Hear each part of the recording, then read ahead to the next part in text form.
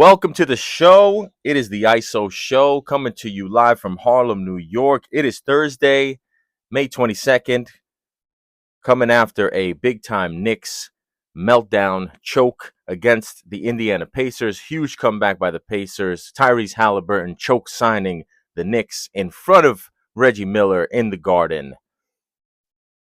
Thank you for liking. Thank you for subscribing. Thank you for checking us out. Thank you for commenting. But let's just get into this game because it was a crazy game. Man, the NBA is back. These playoffs have been dope, and it just keeps getting better and better each and every night. The Knicks, oh my goodness, what a collapse by the Knicks. What a fourth quarter collapse. And before we get into the Knicks side of it, I think we got to give a lot of credit to the Indiana Pacers. Got to give credit to the Pacers, especially, obviously, Aaron Nesmith with a shooting performance of a lifetime for the ages. 8 of 9 from 3, single-handedly, for the most part, carrying the Pacers back in the fourth quarter from that deficit. Huge shot by Tyrese Halliburton at the end. Just got the toe on the line, which prevented him from fully sort of becoming the ultimate villain. Had he made that three, choke sign, sky high bounce in front of Reggie Miller in the Garden, had he knocked down that three, that would have been, I mean, it'll still go down. It'll still be a highlight for all time. But had that been a game winner, game ender, first of all, I think a lot of the people who had I think it was like 30-1, the bet of any game to be ended with a buzzer beater, must have been upset by that being called a two-pointer instead of a three-pointer. But we won't get too much into the betting angle of it. Let's just talk the basketball. Big-time game from the Pacers, man, and they showed a lot of poise late in the games. It reminded me a lot of how the Knicks came back against the Celtics. Knicks looked very Celtic-y in those last minutes of the fourth quarter. Very, very bad late-game execution. Everybody had a bad play. There was really no one person who is immune from criticism on the Knicks. Everybody had a bad game. Obviously, you look at Jalen Brunson and Karl Anthony Towns' offensive production. Karl Towns, 35 points, 12 boards. Jalen Brunson, 43 points, 5 assists. I mean, how do you criticize a guy who has a 43-point game? I hate to do it, but I'm going to have to do it. Obviously, Jalen Brunson, still an amazing player, clutch player, great to watch. Love him on the Knicks. Don't want anybody instead of him having the ball in the crunch time moments. But overall, my biggest issue with this game was this game and this series, and I've been saying this for so long, I almost don't even want to say it anymore because I just feel like I'm repeating myself. This game and this series is about pace versus rebounding. And the Knicks have the rebounding advantage. The Pacers are willing to concede rebounds as long as they get to play their pace. And I got to give Charles Barkley a lot of credit because at halftime, Knicks were up. You had to feel good about the way the Knicks were playing. Karl Anthony Towns looked good. Jalen Brunson looked good. Halftime lead in the Garden. Garden was rocking. But during the halftime show of that game, Charles Barkley said it, and I made note of it because I was thinking the same thing. The Pacers had to feel good about the way the first half went because the Knicks were completely playing the type of game that the Pacers want to play. They were playing that high-paced game. You knew it was going to be a high-scoring game. And despite the Knicks, you get mesmerized because watching these dudes, it's a lot of fun to watch the Knicks play good offensive basketball. Watching Jalen Brunson cook, watching Karl Towns make threes, shoot the ball well, watching everybody move, pace and space. It can really mesmerize you to watch that if you're a Knicks fan. But you're not going to outpace the Pacers. It's in the fucking name. You're not going to outpace the Pacers. Like, that's how they want to play. That's how they're going to win. They don't care about rebounding. They don't care about trying to slow the game down by any stretch. They want to move the ball. They want to move up and down. They want to get fast break points, all that stuff. And the Knicks played right into that. And it looked good for the first half, but then we started to see the residual effects of that down the stretch. End of the fourth quarter and throughout overtime, the Knicks were completely gassed. Jalen Brunson looked sloppy. He was fumbling the ball around, had bad turnovers, and even when he didn't turn the ball over, he just looked gassed. He was sloppy dribbling. Not to mention the fact that he had 5 fouls, so his whole sort of offensive approach to drawing contact had to change. You saw the effects of playing that pace, which does not suit them better than it suits the Pacers. Pacers were the fresher team down the stretch, not to mention the fact that the Pacers get more bench minutes. They get more minutes out of their bench. So naturally, towards the end of the game, when all 5 of your starters have all played 38 plus minutes, like those little minutes count. If you can get an extra 20 minutes out of your bench as opposed to the opposite team's bench, you're going to see the effects of that down the stretch in the fourth quarter. And that's what we saw from the Knicks and from the Pacers. Brunson and Josh Hart slipping and sliding, looked like they were on ice skates. That's just when your legs, you got no legs under you, literally. They were totally gassed. I'm sure a lot of that exhaustion was based off of just, the adrenaline of a game one. I'm sure that plays into it too. But there's no denying that down the stretch and at the end of that game, the Pacers looked to be the more poised team. They had the fresher legs. They were the fresher team. They were the more focused team. There was all sorts of mental lapses. I think the final sort of exclamation in overtime when Obi Toppin jumps up and slams that put back home. Mitchell Robinson was just standing there, kind of didn't place Obi Toppin. And so let's go from that into Mitchell Robinson, because I was very frustrated by the lack of minutes for Mitchell Robinson. Going into this series, I've been saying from the beginning, and even back in the Celtics series, if Mitchell Robinson is healthy, he needs to play more minutes, because we already learned from the way that the Timberwolves made that trade to get Rudy Gobert and how they got the best out of Karl Anthony Towns with pairing him with another big. I expected the Knicks to try to play that same game with Mitchell Robinson, and they still have yet to do it. I understand that losing Isaiah Hartenstein in the offseason means that they don't have the same kind of bench depth at the big man position. So it seems like they're just trying to play one on, one off, and they'll sort of overlap them sporadically. But to me, if you're not going to play bench, if you're not going to go deep into your bench and you're not going to run a long rotation anyway, if Mitchell Robinson is healthy, he should be playing more minutes. He should be playing at least 30 minutes a game, especially in this series, especially in this matchup, because every time he was on the court, he was having major impact on the game. The Pacers do not want him out there. They have no answers for him crashing the offensive glass. If you're the Knicks, you want to force the Pacers to play Thomas Bryant. That was Rick Carlisle's counter to Mitchell Robinson. Let me put Thomas Bryant out there. Thomas Bryant can't deal with Mitchell Robinson anyway. Every time they took Mitchell Robinson off the court, the Pacers were celebrating. Sigh of relief.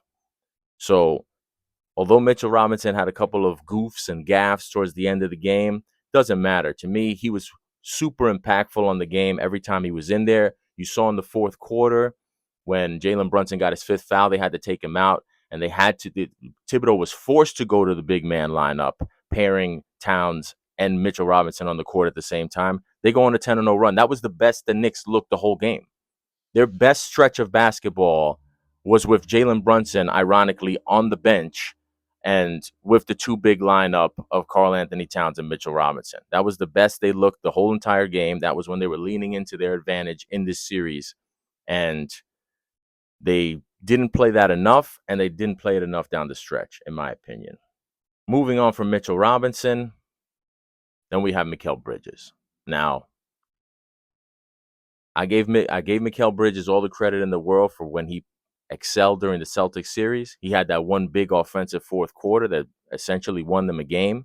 Obviously, he had 2 sort of picture-perfect end-of-game plays in game 1 and 2. I thought that he got a little over-credited for his play in game 2 because I thought that was more of a Mitchell Robinson defensive play. He did happen to end the game with the ball in his hand. Obviously, that's what everybody remembers. But nevertheless, he played well, and he played a significant role in the Celtics series. To start off this series, he was completely non-existent. He had no impact on the game whatsoever. He had the quietest 16 playoff points you'll ever see. I mean, I had to look back and look into the box score to see what he did actually produce in terms of a stat line. And while, yes, 16 points, 8 rebounds, 5 assists, the quietest stat line you'll ever see. He only made 2 baskets in the second half, one in the third, one in the fourth, 0 in overtime, 12 points in the first half. And here's what surprised. It didn't surprise me, but this I feel like it's pretty telling. There's two things about about Mikal Bridges that were very telling in this game. One, he had the worst plus minus on the Knicks. Obviously, I've said it before, plus minus doesn't mean everything, but it does tell you something. He was a minus 15 for the game in 46 minutes. You compare that with Karl Anthony Towns in 39 minutes, who was a plus 9 for the game.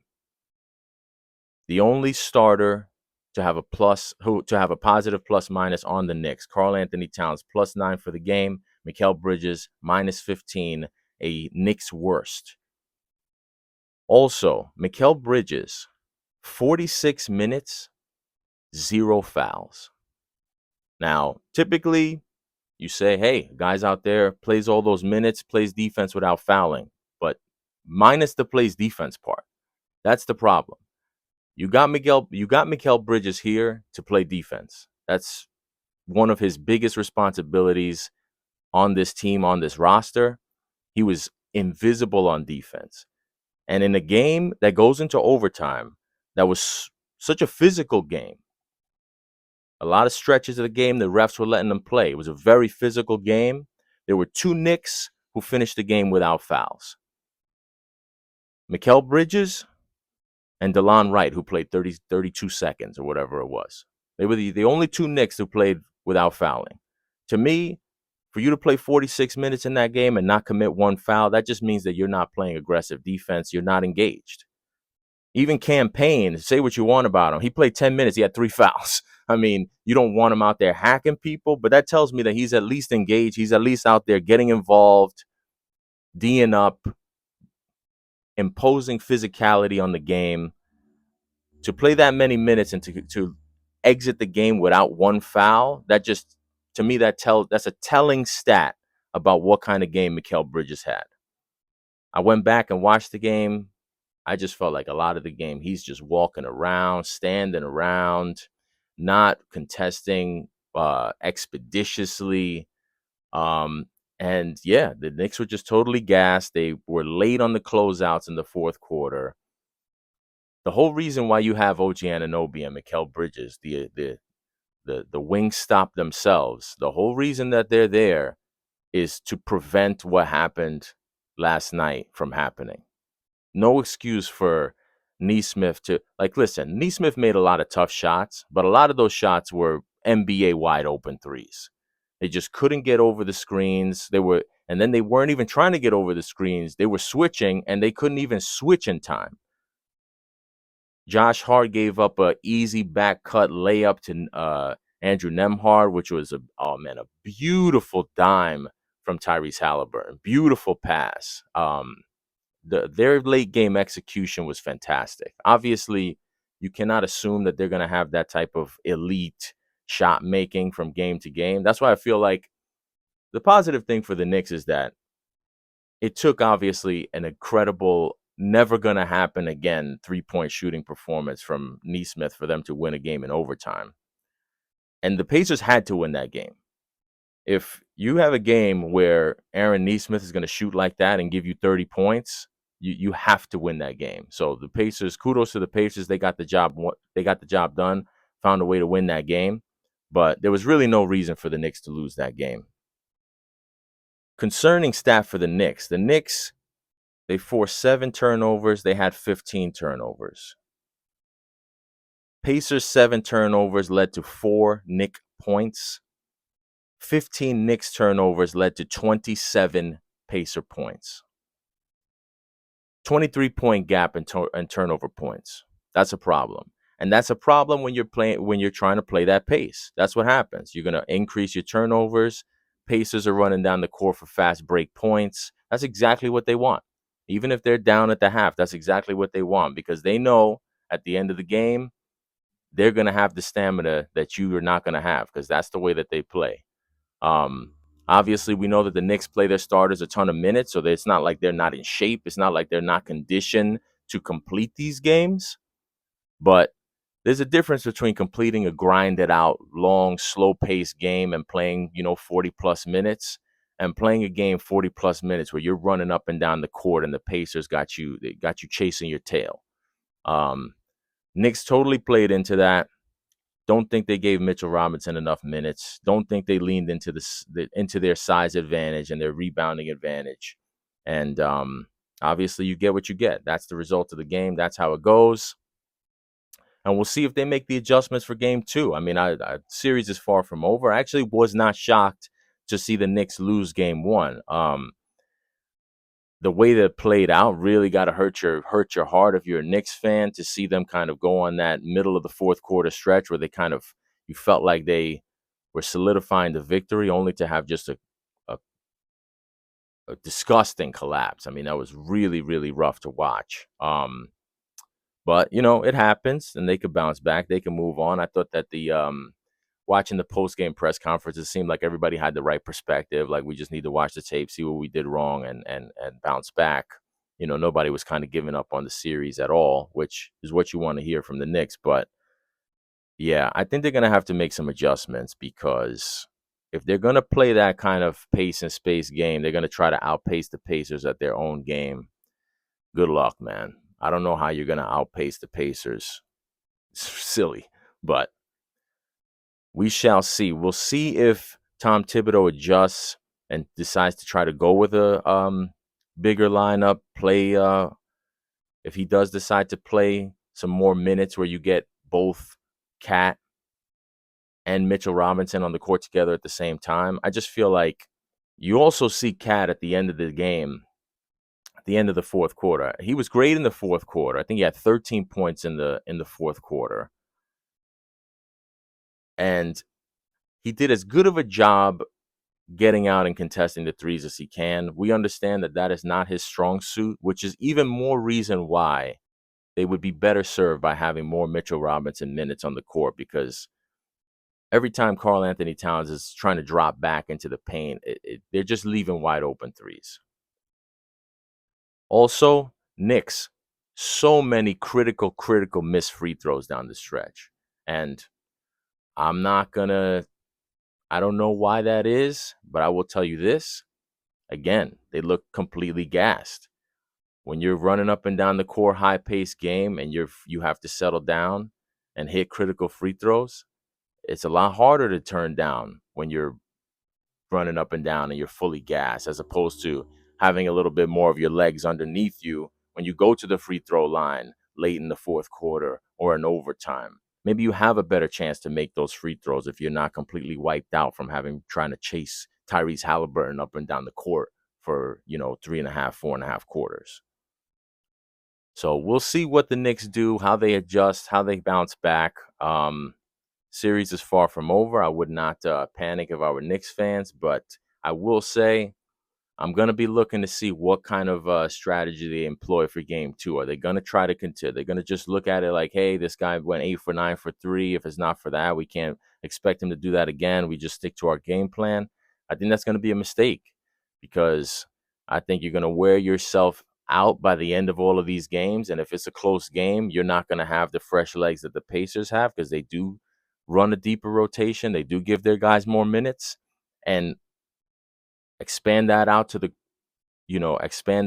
a 7-game series. I just don't think you're going to last. I don't think that they're going to last playing that style of play against the Pacers. I think they need to lean into the size, and they need to try to slow the game down. And you saw that also in those minutes in the fourth quarter where Brunson went out, you got to see OG Anunoby get a little bit of his offense cooking. He made a nice little step back three. He was getting to the basket. Getting those guys involved is very, very important throughout the course of the game. Obviously, Brunson is the closer, and I'm totally good with him at the end of the game. You live with what happens with him with the ball in his hands. But leading up to those fourth quarter minutes, it helps to get guys more involved, both on offense and on defense. Again, I don't want to kill Mikal Bridges, but I thought he played a really, really whack game. I thought he played a soft game. I don't even think that the box score tells it. 16 points, 6 rebounds, 5 assists. Feels like a good performance. He did not have a good game. I thought he had a terrible game, especially late in the game. He played terrible defense. He had no impact on defense or on offense. And personally, I would have rather have seen Mitchell Robinson out there. I understand why they can't play him for various reasons. Obviously, the free throw shooting and just the fact that you've invested in Mikal Bridges and, you got to roll with the guys who brought you there. But I just think that over the course of maybe before you get to the middle of the fourth quarter, you got to try to find more minutes for Mitchell Robinson and have him paired out there with Karl Anthony Towns so that you could take some of the physical toll off of Karl Anthony Towns' play, because you could see by the end of that game, he was all banged up, limping around. He was slowing down. He couldn't get to the basket as quickly. He was laboring, couldn't get out on the closeouts on the three-pointers as quickly. So we shall see what happens in game 2, but this NBA playoffs has just been phenomenal. I've been loving every game. I can't wait to see what happens in game 2. The stars were out. Jada Kiss is courtside. My guy, the highlight of the game. My man LD, Larry David, is out here. He came out from Cali. Oh, man. But credit to the Pacers, man. They played a great game 1. The game went according to their plan. Rick Carlisle did a great coaching job. He looked totally poised. At no point did he panic. He made all the right challenges, challenged perfectly. Perfect challenges, perfect clock management, perfect game management. Got to tip the cap. Got to tip the cap to Rick Carlisle and to the Pacers. They played a great game. They were resilient. And I know that could not have been an easy environment to play in, especially when, things are getting away from you late in the fourth quarter, for them to kind of come back. And those 3-pointers by Neesmith were just ridiculous. Just crazy, crazy shooting from him.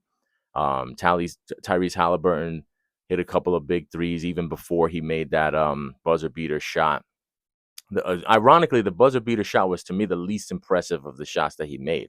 There was that overtime drive where he blows right past, Matador. He might as well had the fucking red cape out, because he blows right past by Mikal Bridges, goes straight to Josh Hart, doesn't get a call. Good job by Josh Hart keeping his hand up, jumping straight up. They maybe could have even called a foul on that, but Tyrese Halliburton finishes at the rim after blowing right by Mikal Bridges. That, to me, might have been his most impressive bucket of the game. I didn't find his buzzer beater to be impressive at all. I just felt like it was a lucky bounce. But, kudos to the Pacers, man. They played well, and Knicks got to come back. Knicks got to step it up. And we'll briefly touch on the Western Conference Finals game. Ironically, I think it was a little bit of the same story, because Naz Reid was disgusting in that game. He was terrible. I think he was 0 for 7 from 3, 1 for 11, I think it was, from the field. And similarly with the Minnesota Timberwolves and OKC, the Wolves, for whatever reason, are not leaning into having Rudy Gobert out there. And I think that that's a mistake.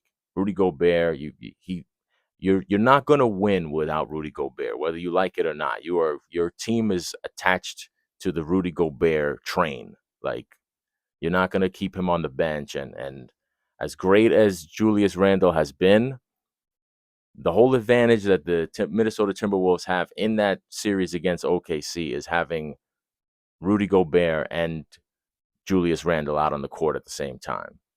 Chet Holmgren can't do nothing with Rudy Gobert. Can't keep him off the boards on either side of the ball. But for whatever reason, second half, Chris Finch goes away from it. I understand some of the logic behind it, but to me, at the end of the day, when I'm watching a game and I see a team has a very clear size advantage, and you see that the combination of Chet Holmgren and Isaiah Hartenstein are just exhausting themselves trying to keep this guy off the glass, which is freeing up things for the other players. Obviously, you see OKC, they love to have Chet at the 5, keep Isaiah Hartenstein on the bench so that they can have 4 explosive, athletic wings bothering the shit out of the guards on the opposite team, forcing turnovers, and they want their wings playing up deep on the 3-point line. We can just leave Chet Holmgren back as a rim protector, and we can force turnovers, and we're already halfway down the court to finish in transition. That's exactly how Oklahoma City wants to play. That's how they want to beat you. And the best counter to that is to put a big man in there and force them to drop back into the paint, force them to defend the offensive glass. And, the Timberwolves didn't do that. The Timberwolves made the same mistake against the Lakers. They just figured it out eventually. And then Rudy Gobert has that crazy game where he had 27 and 20. I forget what it was. Crazy stat line game. Because it was like, yeah, the Lakers don't have a fucking big man and you have a fucking big man. That's an advantage. That's an edge. Fucking use it.